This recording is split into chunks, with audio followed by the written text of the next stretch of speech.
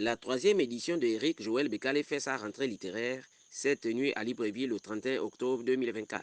Ce rendez-vous livresque fondé sur le thème Ce que la littérature apporte à l'Afrique a vu la participation des 21 écrivains gabonais et d'ailleurs invités pour un partage d'expériences. Et aujourd'hui, c'est la rentrée littéraire de Monsieur Éric Joël Bekale, qui aussi est président de l'Union des écrivains gabonais.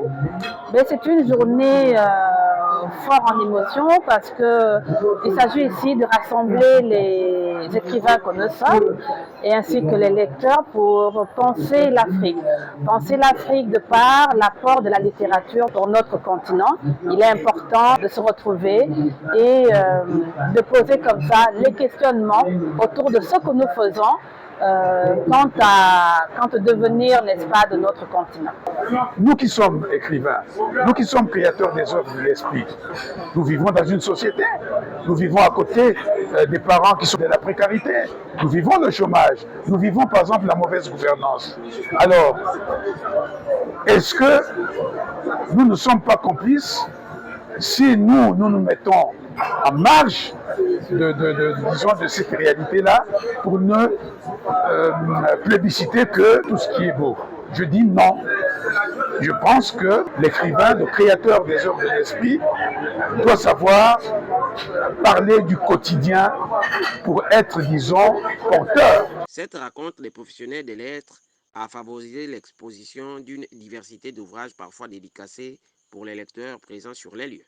Un véritable cadre de discussion qui vise à favoriser l'accès aux livres. Avec l'Institut national pédagogique, nous avons fait un travail. Ils sont à féliciter. De plus en plus, il y a des œuvres gabonaises inscrites au programme scolaire. Mais le problème est là. Nos œuvres ne se vendent toujours pas parce que très souvent, elles sont chères. Vous voyez, un père de famille qui a 5 enfants scolarisés ne peut pas pour ses enfants acheter des livres pour une valeur de 300 000 francs chaque année, parce que les livres coûtent cher. Et nous sollicitons une fois de plus ici le soutien du gouvernement pour qu'il subventionne l'édition.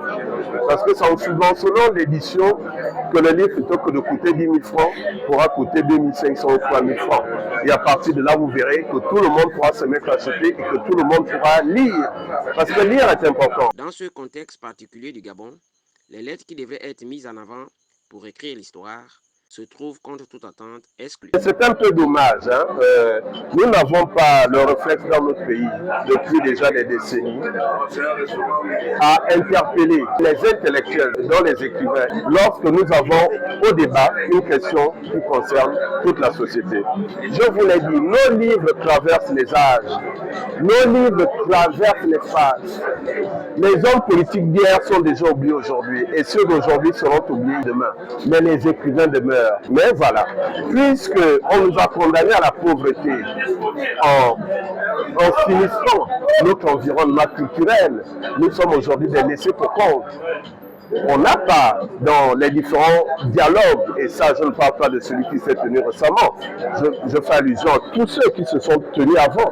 Jamais les écrivains qui sont par définition des êtres de réflexion, des êtres d'étude et même d'anticipation de pensée n'ont été convoqués. La troisième année de cette messe du livre, voulue par Éric Joël Bekale, a permis de montrer le rôle capital de la littérature dans la construction du monde.